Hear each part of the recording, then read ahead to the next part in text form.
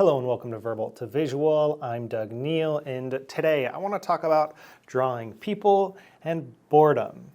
I just got done with a sketchnote simulator event inside of Verbal to Visual.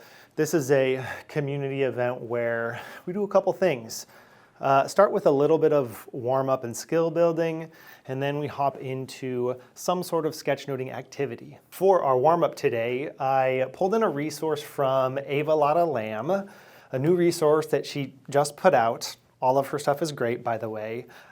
She just shared a kind of digital download resource around drawing people that is a bit of a follow-up to her Little People resource, where she provides kind of some templates, some ways that you can draw individual people that look a little bit different than this, but are somewhat similar to this style of drawing persons, this style of drawing people.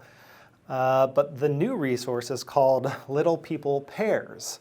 So she provides a variety of ways that you might draw two people interacting in some way. One of the pages of templates is two people sitting at a desk with various body postures and expressions going on. In the template, the faces are empty and there's not these marks surrounding them. So for our skill building activity today, we used the template as a starting point, but then added some facial expressions, maybe some marks or words above or around these people. That was a great opportunity to get some practice drawing people. And then if we look over to the other part of today's activity, we watched a TED Talk called Why You Shouldn't Trust Boredom, with the hope of incorporating something that we drew into kind of a sketchnote summary of that talk. I ended up going with a fairly simple approach of drawing a person at a desk, feeling fairly bored. This was a fairly direct replica of this expression right here, but just drawing it with one person at a desk by himself or herself. And the talk had kind of three main takeaways. Boredom should not be trusted, because often your first impressions of a person being boring or a topic being boring, that's often wrong.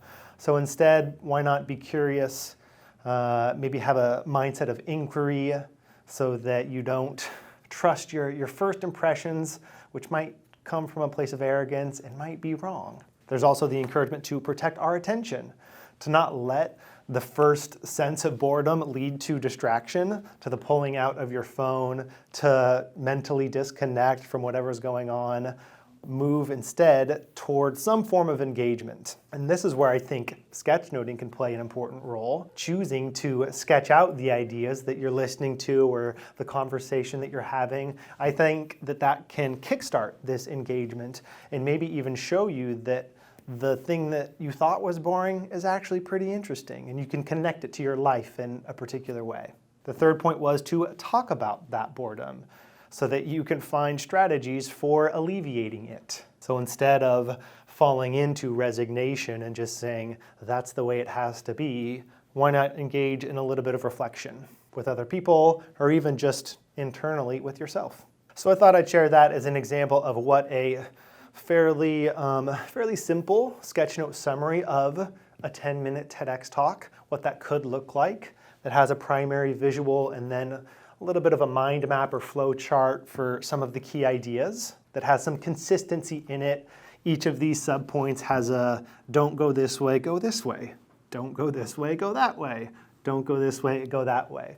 That was a nice kind of recurring theme to pull into this particular visual artifact. And it ended up being a nice way to kind of practice the new skills from Ava Lotta Lamb that we worked on today. So I will be sure to link to both of those things down below this video, to Ava Lotta Lamb's work, this new download in particular, as well as that TEDx talk on boredom, in case you'd like to watch it yourself. So get out there, do some of your own sketching, and I'll see you again in the next video. Till then.